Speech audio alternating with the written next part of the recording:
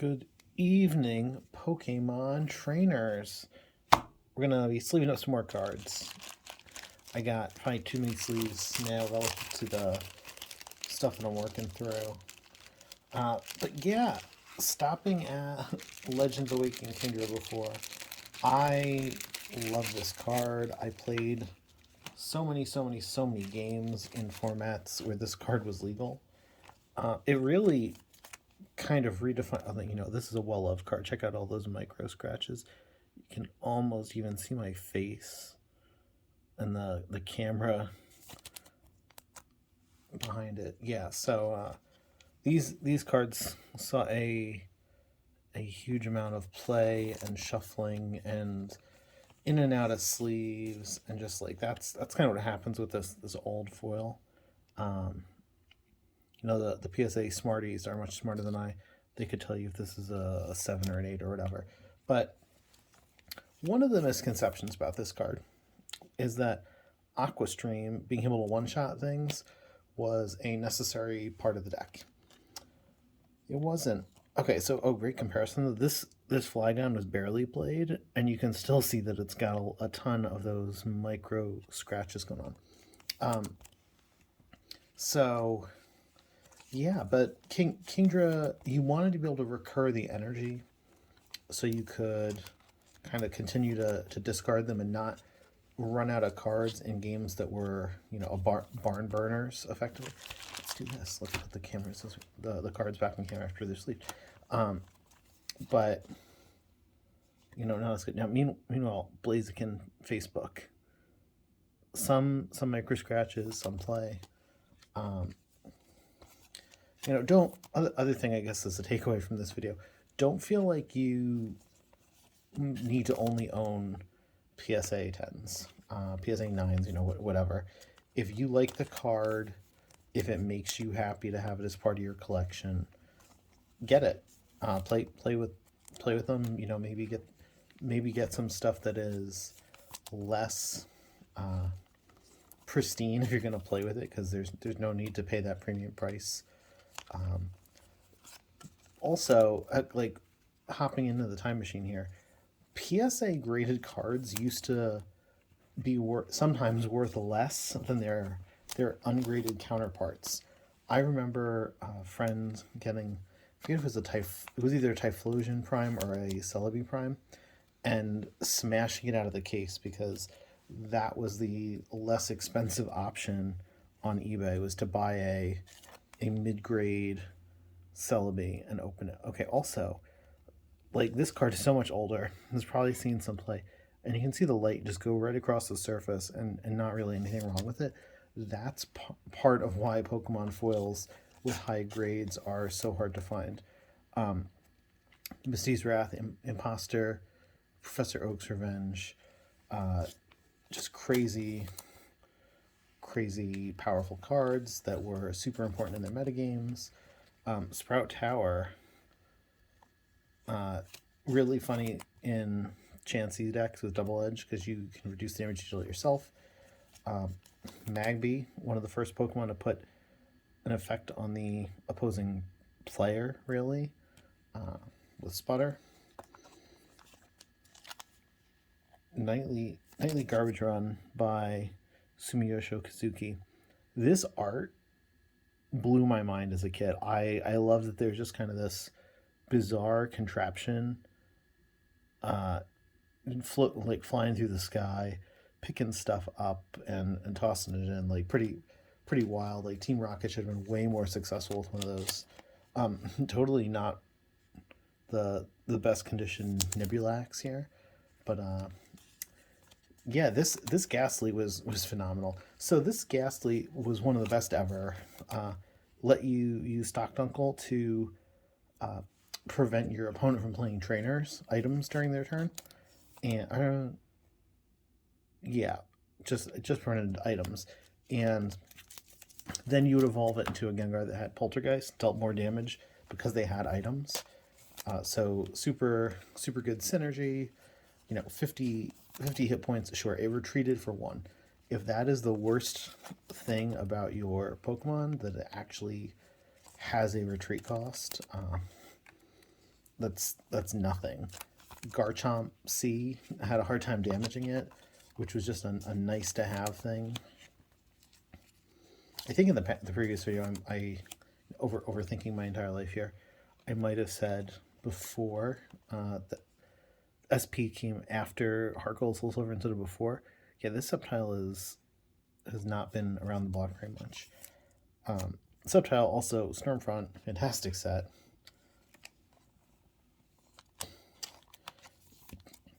Rayquaza was a great card. Puka played it in his Nationals winning deck. It is awesome in that you get to flip coins to get energy onto yourself, and while in and of itself that's not phenomenal, it gives you an opportunity for a high variance lucky experience, and if you can get that to counterbalance something in a game where you need it, it's pretty phenomenal that you can kind of pull this 150 damage one-shot attack effectively out of nowhere. Like, sure, if you have to plant energy onto it, of course you're going to, but the idea that kind of the resources make themselves happen when searching for a Pokemon is of trivial difficulty level. Totally wild. This Empoleon was super cool, and I was coming off of, the 2008 high with Empoleon, but this is not that great of an ability. Abilities that only really do something for one turn tend to be pretty weak, with the exception of Lucario level X, who let you just kind of make your opponent skip a turn of attacking. And part of why that was so impactful was that there wasn't a good way to switch at the time. Not a good shaman. The end. Also, they gave us 2 shaman in a set, which would normally be pretty cool, and really neither one of them is good. Yeah. Okay, so Blaziken, Storm. So, oh no, not Storm. Platinum Blaziken. So Platinum came out really shortly before state championships, and this for me stuck out as a time when demand of cards really outstripped supply, at least in the short term. Regigiga's Facebook. So yeah, we're gonna set this guy up here while I talk about Platinum. So going into state championships, it was almost absolutely correct to be playing Palkia Dialga. That was the best deck. But Regigigas was a reasonably good deck. There were probably other reasonably good decks that had a chance against them, but the SP suite of choices was just so powerful, and Palkia and Dialga level X were both just such insanely powerful options that it's kind of crazy they didn't just win every states. I wasn't playing Dialga Palkia at states because I just couldn't get enough copies of the cards for it to make sense. Like, it might have been a better deck to run than the Regigigas deck that I played, but it was so so far away, I'm gonna call it, that it did not make sense. I'm gonna sleeve 4 of these non-foil cynicals together. I hope this is not like sacrilege to some people watching, but the deck building parts of vintage decks are not gonna score premium treatment. Yeah, so pretty great stuff from the time machine here. So this Sneasel is the modernized version of the old beat up Sneasel, and it's simply not good enough. Fury Swipes is the same in a time when that attack is given out more frequently. Beat up is the same in a time when 2 energy 80 damage isn't that great. Hit points are the same. Retreat cost is free. Resistance here is diminished from what it used to be. and it has a weakness where it used to have none. It should not be a mystery to people why it's not good enough anymore. Okay, I should put the non-foils in their own pile. Okay. So let's slide those out of the way. Grab some more stuff. And are these just non-foils? These are non-foils that I'm not going to sleeve. By the way, I really miss having items baked into Pokemon, like magnet there. Okay. Yeah, so we're gonna make it through this pile today, and then I've got some binder stuff to work through tomorrow. You know, just kind of broadcasting my life plans for organizing cards via the internet. Nothing could go wrong there. Yeah, Sunkern, you're not getting sleeved. Sorry. Okay, Tyrogue. So, Tyrogue with Mischievous Punch had a home in a lot of places. It's free. Babies were pretty good. And the ability to like randomly defend against your opponent's damage was reasonably good. It also was likely to exist in a format that had plus power. So, oh yeah, this is some nice foiling.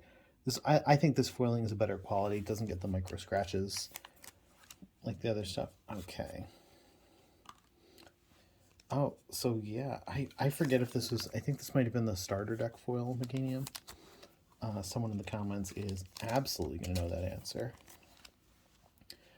I look like a man who is obsessed with reverse foil Yanmas.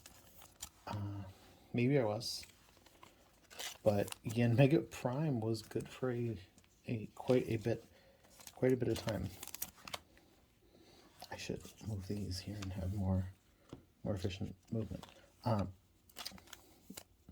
Zora with Lunge was right at the moment. Oh wait, this isn't foil, so let's put 3 of these together. 3 free flight Yanmas, sleeve them together. So I really liked Noctowl and like the stage 1 era of the season with the early rotation. I really liked being able to draw an extra card with Night Sight on Noctowl. There were just so few ways to get those extra cards, and as players, we were really spoiled coming off the heels of things like Uxie level X, and even Claydol. Wow, can't believe I blanked on Claydol because that's definitely the first guy I was thinking of. So look at this. Look how bad this Hoppip was. It didn't retreat for free. It had only 30 hit points. It could bounce for 10 and put itself on the bench. The fact that it was good with Jumpluff, you know, obviously the reason you're playing it, but it was a big liability. You know, it's kind of weird that players were stuck in these trade-off situations of play these hyper efficient 80 to 100 hit point absolute monsters of basic Pokemon, and they evolve into more monstrous hyper efficient versions of themselves via level X, or play a 30 hit point Pokemon that evolves into a 90 hit point Pokemon in 2 steps. And it wasn't an open and shut case in favor of the guys who had all the special stuff going on. Mountain Eater and Mountain Munch are some of my favorite things that they give to Larvitar. Please observe. I believe this is a Spanish Larvitar. I'm like putting right in the where the camera blocks out the light. Yeah, pretty sure it's Spanish. You're kind of noticing as I go along here, I had a tendency to keep tons of cards, even for decks that I didn't think were good, like Tyranitar. Tyranitar Prime being weak to fighting when Donphan Prime was not just very good, but also reasonably splashable. Like, how many fighting energies do you really need in order to play a Pokemon who's going to do 1 energy 60? Or, if you're playing against someone with weakness 1 energy 120. And, like, yeah, there's a drawback, but gosh, is it worth it? I wish that Manaphy was slightly better. Deep Sea Swirl is pretty good. Wave Splash is not good, but I don't think you could kind of expect for 2 good attacks, so maybe like more hit points would have been the way to go. These reverse Golbats are indicative that Crobat Prime was good. Crobat Prime let you do severe poison for quad poison. I don't think we had really seen much quad poison at this point, but definitely not for 1 energy. And then Skill Dive doing 1 energy 30 to a benched Pokemon was phenomenal, both in general and in context, that baby Pokemon were places. If someone was going to try to retreat out of poison, but they didn't do it fast enough, you still had them.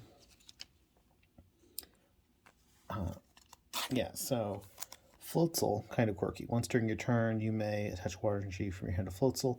Can't be used if he's affected by a special condition. So, good for accelerating waters into play, but he's attacking for 3 energy, so he's not doing it super fast. You can kind of attach one to the benched Weasel, and that's a liability to have the 60 hit point guy on the bench. And then you can also do one the next turn. I think those might have been in that pile because of the Professor format being stage 1 Pokemon.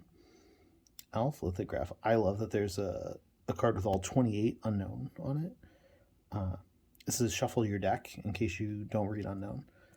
The Alpha Lithographs were a quirky way to do things in that format for kind of like the top rarity spot. So I think it's neat that they did it, but definitely not ideal. Okay, wait, let's look at Blastoise and see what his foiling is like. Yeah, so Blastoise has a lot going on in the background. He's got great depth. He's got great action and energy. I give this guy a 10. Oh, I thought they didn't list the artist. They just listed an word place here. Yeah, no surprise from Fukuda there. Oh, something's on this card.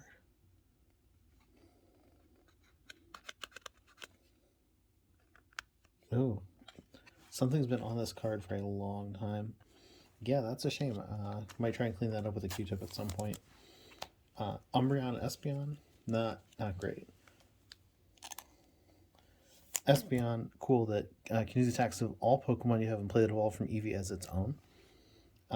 Unfortunately, Espeon is not in Expanded, so I can't use Vengeance. Oh. Yeah, so we got Shatter Foil Umbreon, regular Foil Umbreon. Reverse Foil Umbreon and regular Foil Umbreon. I should get a picture of those. I know Arita loves to see the different treatments on his cards on Twitter. He's a cool guy. You should give him a follow. The Pokemon artists on Twitter are really fantastic to follow. I think there have been various reports from the I'm going to call them the ultra serious collectors, like people who are much more savvy than myself, and in some cases kind of do this for a full-time job. But Pokemon keeps the artists on a tight leash with agreements and that kind of thing. But the ones that are on Twitter are very cool and approachable, and they make a lot of time for the fans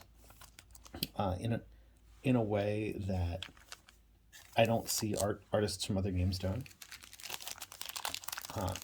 So that includes Koki Saito, Mitsuhiro Arita, and Yuka Mori are three of the top most I'm going to call them engageable Pokemon Twitter artists.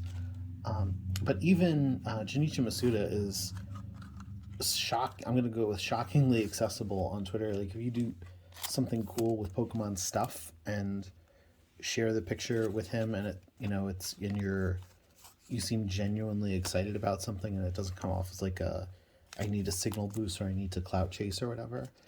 He's really nice about retweeting people's stuff. I've seen kids' birthday cakes. I've seen, I don't think he normally does fan art, but there's been, when people craft things for themselves, that sort of thing. A lot of cool stuff. Back to card focus here. Muck with Sludge Drag was not really good in terms of competitive play by itself, because you didn't want to evolve from Grimer, but in decks that use Mew Prime that would get Muck into the Lost Zone, he was pretty fantastic. I don't think you really wanted to play Switch to make him do that thing, but still pretty good card. So Vileplume was good in this format for shutting off trainers. Vileplume is obviously part of the Truth deck, and that is why I own so many foil Oddish. So there's, I mentioned the Scissor being good before. You actually had two reasonably good foil Scythers, or two reasonably good Scythers to choose from. So on one hand, you could have lower hit points and an attack that could get you out of a bad spot. On the other hand, you could have 10 extra hit points. I personally would rather try and get out of the bad spot, because I think the 10 extra hit points against, Donphan Prime, for example, wouldn't be meaningful because your opponent is so incredibly likely to have the plus power. Instead, you want to create the uncertainty for them of whether or not you're going to be able to get out of it. I mentioned Magnezone Prime, so of course we've got a big fat stack of Magnemites and Magnetons here. So Dodrio with Retreat Aid, really incredibly good with Chandelure. When Chandelure is active, you could place 3 damage counters any way you like on your opponent's Pokemon.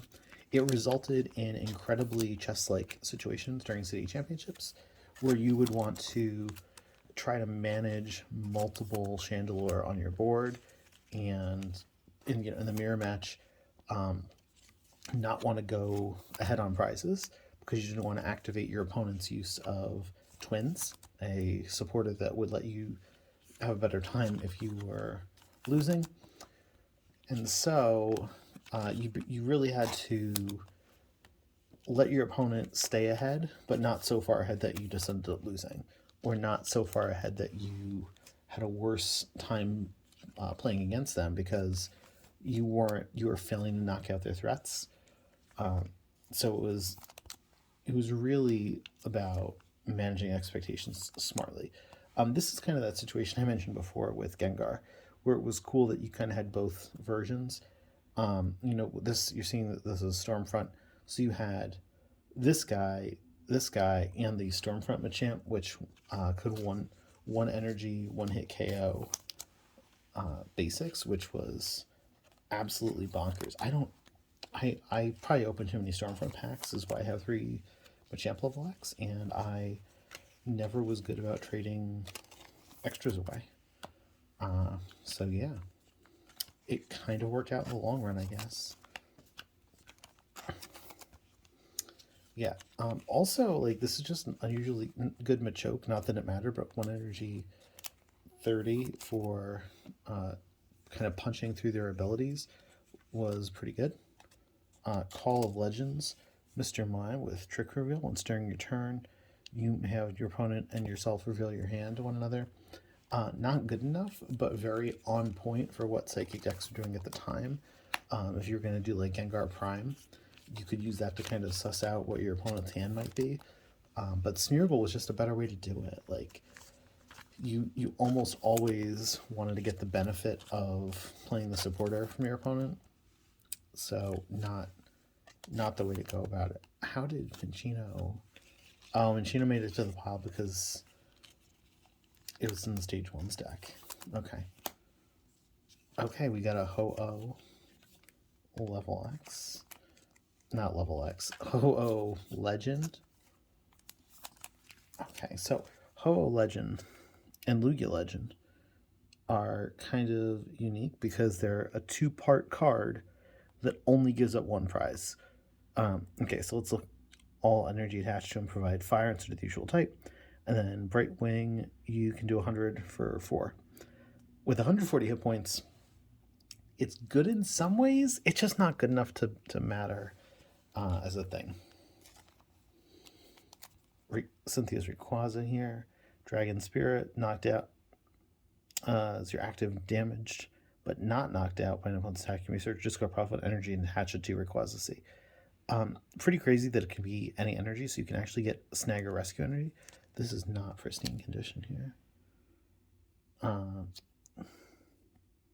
Yeah, that's a shame, but oh well. Yeah, discard all energy, 200. Pretty wild. Not good enough because it's just lacking. This guy should have been sleeved. I don't know what I was thinking. Yeah, he's got some microsurface stuff going on here, but cool that Red Gyarados is a thing. Cool that Thrash is doing extra damage sometimes, but not good enough as an attack. Okay, well, that's all that I'm going to be sleeving up from this drawer. Later in the week, I'm going to be disassembling a binder and organizing that stuff as I go. So check in for that, and I will also spend some time talking Legends. So thanks for joining me, Pokemon trainers, and I will talk to you next